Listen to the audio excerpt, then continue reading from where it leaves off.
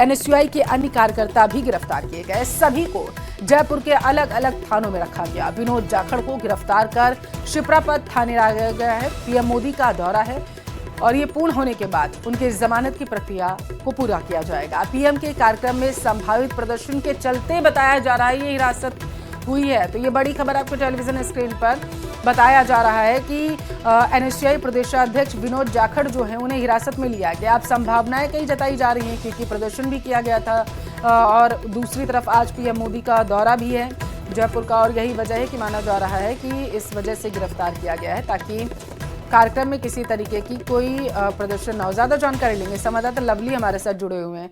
Lovely, ये विनोद जाखड़ की गिरफ्तारी का मामला क्या है, जरा विस्तार से बताएंगे? देखिए, कल उत्कर्ष कोचिंग के मामले में जब प्रदर्शन हो रहा था तब भी से एनएसयूआई के प्रदेश अध्यक्ष जो हैं विनोद जाखड़ को दोपहर में करीब 4 बजे के आसपास जो है उनके तमाम कार्यकर्ताओं के साथ में जो लोग वहां धरना दे रहे थे उन्हें गिरफ्तार किया गया था। इनमें करीब कार्यकर्ताओं को जो है पुलिस ने हिरासत से देर रात तक मुक्त कर दिया था या अल सुबह मुक्त कर दिया, लेकिन जो मुख्य प्रदर्शनकारी कार्यकर्ता थे जिनमें विनोद जाखड़ और उनके साथ जो तमाम 1 दर्जन कार्यकर्ता हैं उन्हें फिलहाल पुलिस ने अलग अलग जो जयपुर शहर के थाने हैं, महेश नगर थाने में, शिप्रापत थाने में और अन्य थानों के अंदर अलग अलग जगहों पर रखा हुआ है। और बताया जा रहा है पुलिस के सूत्रों के द्वारा कि प्रधानमंत्री नरेंद्र मोदी का आज दौरा है, तो ऐसे में किसी प्रकार की कोई असुरक्षा या किसी प्रकार का कोई प्रदर्शन जो है वो उनके समक्ष ना हो जाए, इसलिए एहतियात के तौर पर जो है वो तमाम अन्य धाराओं में जो गिरफ्तारी की गई थी उसमें जमानत पर पेश करने में अभी 24 घंटे का वक्त है। तो ऐसे में देर शाम तक जो है उपखंड मजिस्ट्रेट के सामने पेश करके उनकी जमानत की जो कार्रवाई है वो की जाएगी। लेकिन फिलहाल प्रदर्शनकारियों को शांति भंग की धाराओं में और अन्य धाराओं के अंदर गिरफ्तार किया गया और अलग अलग थानों में रखा गया है। प्रदर्शन हालांकि कोचिंग का मसला था, लेकिन आज प्रधानमंत्री का दौरा है, किसी प्रकार का कोई प्रदर्शन ना हो, सरकार की किरकिरी ना हो, तो ऐसे में पूरे मामले को देखते हुए पुलिस ने सजगता दिखाते हुए इस मामले में इन छात्रों को जो है वो गिरफ्तार किया। तो ये एहतियात के तौर पर विनोद जाखड़ को हिरासत में लिया गया है या फिर विनोद जाखड़ या उनके समर्थकों की तरफ से किसी तरीके की कोई बातचीत सामने निकल के आई थी, उनकी तरफ से कहा गया था प्रदर्शन को लेकर के आज?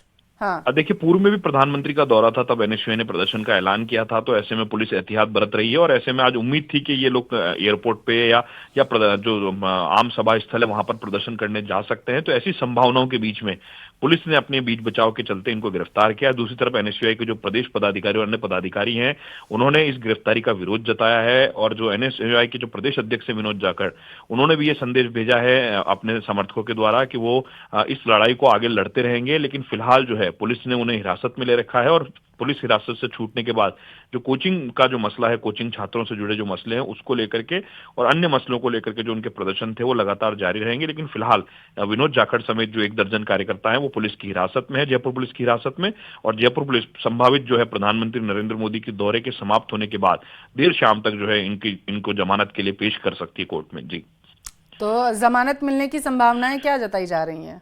आज पुलिस की गिरफ्त में देखिए, जो जिस तरह की आम शांति भंग की धारा है इसमें माननीय जो न्यायाधीश होते हैं उनके पास ये अधिकार सुरक्षित होता है कि वो मसले की गंभीरता को देखते हुए जमानत दे या ना दे। लेकिन ऐसा लग रहा है कि इस मसले के अंदर जो है वो जमानत मिल सकती है, संभावना ऐसी जताई जा रही है, क्योंकि जो है कोचिंग को भी सीज कर दिया गया, उस मामले को लेकर के जांच कमेटी का भी गठन कर दिया गया है और दूसरी तरफ प्रधानमंत्री का दौरा भी संपन्न हो जाएगा। तो ऐसे में पुलिस भी नहीं चाहती हिरासत में बेवजह संख्या जो है वो बढ़े और जो नए छात्र हैं, हालांकि युवा हैं, नया जोश है, तो इन्हें जेल भेजा जाए, पुलिस भी ऐसा नहीं चाहती है। लेकिन जो जिस तरह से शांति भंग हो रही थी, व्यवधान आ सकता था प्रधानमंत्री की सभा में और वहां पर सड़क जाम जैसी स्थिति बन रही थी कोचिंग मामले में, तो ऐसे में एहतियात के तौर पर पुलिस ने जो तमाम प्रदर्शनकारी थे उन्हें गिरफ्तार किया और बाकी को वहां से खदेड़ने का जो काम है वो पुलिस ने कल किया था, जिसके बाद में भी करीब दर्जन भर जो कार्यकर्ता हैं वो इस वक्त पुलिस की हिरासत में है और जिन्हें देर शाम तक जमानत के लिए पेश किया जा सकता है। ठीक है, बहुत शुक्रिया लवली जानकारी पहुंचाने के लिए। तो जयपुर में कोचिंग संस्थान में गैस रिसाव कैसे हुआ, इसकी जांच की जा रही। लेकिन इस बीच एनएसयूआई के कार्यकर्ता कोचिंग के बाहर ही धरने पर बैठ गए और कोचिंग संस्थान के खिलाफ जोरदार प्रदर्शन किया गया।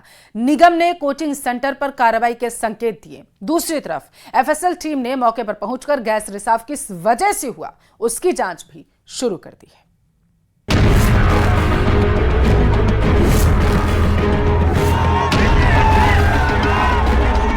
इनका जो है जांच होना चाहिए और जो संबंधित लोग हैं उनको गिरफ्तार किया जाना चाहिए।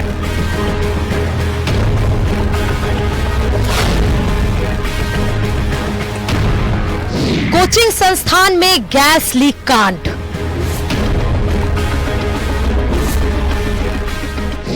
हादसे पर फूटा NSUI का गुस्सा। कोचिंग के बाहर धरना प्रदर्शन। रविवार शाम राजधानी जयपुर के महेश नगर इलाके के इस कोचिंग सेंटर में क्लासेस के दौरान अचानक 9 छात्राएं बेहोश हो गईं। इस मामले की जांच जारी है, लेकिन इस बीच घटनाक्रम तेजी से बदला है। एक तरफ FSL की टीम मौके पर पहुंचकर सीवरेज गैस रिसाव की वजह तलाशती नजर आई, तो दूसरी तरफ कोचिंग संस्थान के बाहर NSUI ने विरोध में धरना प्रदर्शन किया। NSUI प्रदेशाध्यक्ष विनोद जाखड़ भी धरना देते दिखे, जिन्होंने हादसे के लिए जिम्मेदार लोगों पर कार्रवाई की मांग की। हमारी कुछ मांगे हैं। हमारी मुख्य मांग यही है कि इन कोचिंगों को पहली बात तो जांच किया जाए कि इनको NOC किसने दी, इनको NOC किसने दी। इसके साथ साथ इनका जो है जांच होना चाहिए और जो संबंधित लोग हैं उनको गिरफ्तार किया जाना चाहिए। हम इस कोचिंग संस्था के खिलाफ ऐसी कार्रवाई चाहते हैं, ये सीज हो और इसका जो प्रशासन है उसको ऐसी कड़ी सजा दी जाए कि वो दंडित ऐसे हो कि और भी लोगों के अंदर ये मैसेज जाए और उन लोगों में भी भय हो कि यदि हम बच्चों के भविष्य के साथ यदि खिलवाड़ करेंगे तो हम लोग भी चैन से नहीं रह पाएंगे। NSUI के विरोध प्रदर्शन के बीच नगर निगम की टीम भी मौके पर मौजूद रही। इसके अलावा कोचिंग बिल्डिंग को सीज कर दिया गया। नगर निगम के उपायुक्त लक्ष्मीकांत कटारा का कहना है कि अब तक ये साफ नहीं हुआ है कि हादसे की वजह साफ नहीं है। गैस की वजह से सीवरेज का आसपास में कोई ऐसा कारण ही नहीं बनता है कि जहाँ सीवरेज। अब तक की जांच में क्या सामने आया है? अब तक की जांच में ये बिल्कुल स्पष्ट रूप से नहीं आया कि किसी और भी ऐसी वजह हो सकती है कि कोई और स्टूडेंट्स भी कोई स्प्रे वगैरह भी कर दे। ये घटना भी हो सकती है, क्योंकि क्या घटना है वो थोड़ा सा CCTV फुटेज के सैकड़ों बच्चे थे, केवल असर 10-12 पर हुआ है। ये अभी कैसे बता सकते हैं, अभी थोड़ा जांच का विषय है ना, कैसे क्या कारण हुआ कि एक कॉर्नर में घटना हुई। कोचिंग सेंटर में गैस लीकेज को लेकर सरकार भी एक्शन में आ गई है। डिप्टी CM प्रेमचंद बैरवा ने साफ कर दिया है कि बच्चों के स्वास्थ्य से खिलवाड़ बर्दाश्त नहीं किया जाएगा।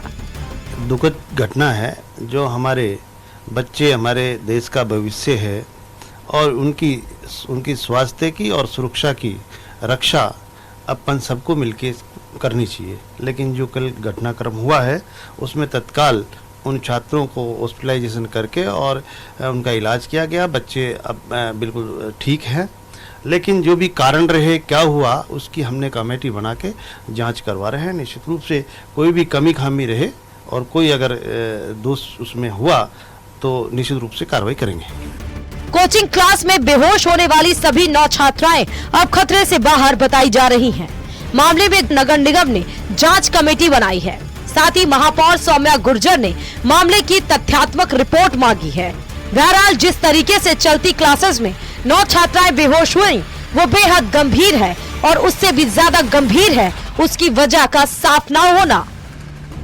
तो फिलहाल विनोद जाखड़ के नेतृत्व में यहाँ पे धरना चल रहा है। ये वो बिल्डिंग है जहाँ पर कल हादसा हुआ था और हादसे की वजह ये है कि अब तक भी इस हादसे की कारण क्या रहे, क्या गैस रिसाव की वजह से हुआ या फिर रसोई घर में खाना पकाते वक्त जो गैस निकली उसकी वजह से हुआ, इसकी जांच जो है वो पुलिस कर रही है। कैमरा पर्सन दिलीप के साथ विष्णु शर्मा, न्यूज 18 राजस्थान, जयपुर।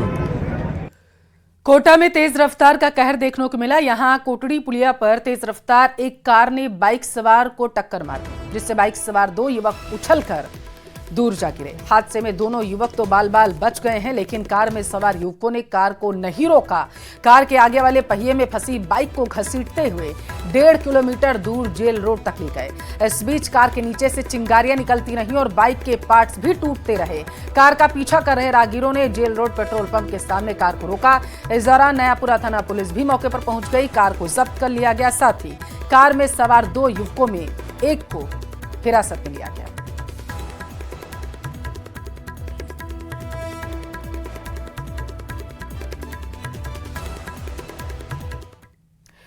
झुंझुनू के राजकीय जिला BTK अस्पताल में एक डिलीवरी केस के मरीज को ऑपरेशन के बीच अस्पताल से जबरदस्ती निकालने का मामला सामने आया है।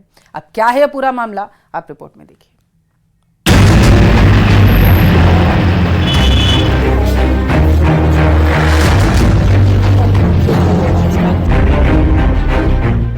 जिले के राजकीय भगवान दास खेतान पीडी के हॉस्पिटल में प्रसव के लिए मना करने के मामले में 3 डॉक्टर की कमेटी जांच करेगी। रविवार को मामला सामने आने के बाद जिला कलेक्टर ने अस्पताल के पीएमओ से रिपोर्ट मांगी। साथ ही मामला सामने आने के बाद कलेक्टर ने जांच के आदेश दिए। वहीं पीएमओ डॉक्टर राजवीर ने आरोपी को नकार दिया। महिला के परिजनों ने डॉक्टर और स्टाफ के खिलाफ कोतवाली में रिपोर्ट की। संबंधित डॉक्टर ने देखा, उसको ऑन कॉल डॉक्टर थी डॉक्टर सैनी, आकांक्षा सैनी, वो आई है रात को लगभग 1:30 बजे। उन्होंने उसको देखा है, उसी दौरान एक बच्चा तो उनके पैदा हो गया। दूसरा बच्चे के लिए उन्होंने बता दिया कि ये बच्चे के अंदर हार्ट बीट है नहीं अभी, तो इसका ऑपरेशन करना होगा। उसी दौरान उसके अटेंडेंट ने कहा कि हम यहाँ ऑपरेशन नहीं करवाना चाहते, कहीं बाहर करवाएंगे, और वो लिख के भी गए इस मामले के अंदर कि हम बाहर करवाना चाहते हैं, कोई दिक्कत नहीं, जो भी प्रॉब्लम होगी हमारी होगी, इसी तरह का प्रॉब्लम, और कोई दिक्कत नहीं। जानकारी के मुताबिक मोती सिंह की ढाणी निवासी अनीता को परिजन पीडी के अस्पताल लेकर आए थे। रात को करीब 1 बजे उसे लेबर रूम में लेकर गए।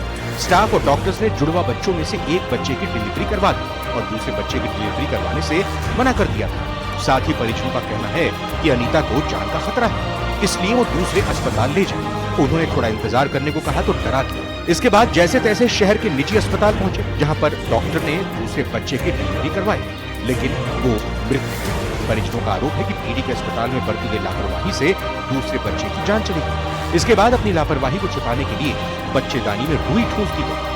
इमरजेंसी कॉल के ऊपर डॉक्टर आकांक्षा सैनी आई या डिलीवरी करवाई। मैं डिलीवरी करवाई के बाद में दूसरे जुड़वा बच्चा था, दूसरे बच्चे की ओलनाड़ ये काट दिए, काट के भी मैंने टाइम लगा दिया। टाइम लगाने की वजह से बच्चे की मौत हो चुकी बड़ी। खुद में अंदेशा होगा कि बच्चों खत्म हो चुके हैं, और फिर भी बच्चा को एक हाथ या पैर बाहर आ चुके, वो हाथ पैर बाहर आने के बाद में वापिस बच्चेदानी के अंदर वो हाथ पैर भी बाढ़ के फिर रुए लगा के छोड़ दिए। और